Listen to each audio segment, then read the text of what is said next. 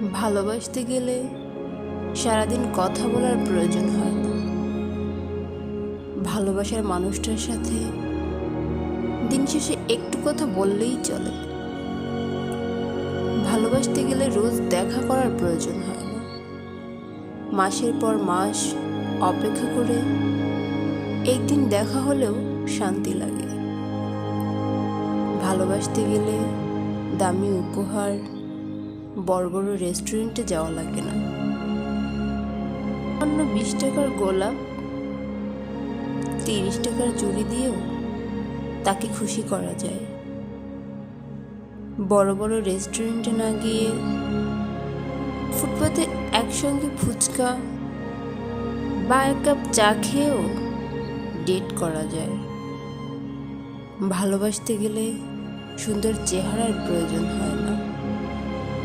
শুধু ভালোবাসার জন্য সুন্দর একটা মন থাকা দরকার। সুন্দর মনের মানুষের প্রয়োজন হয়।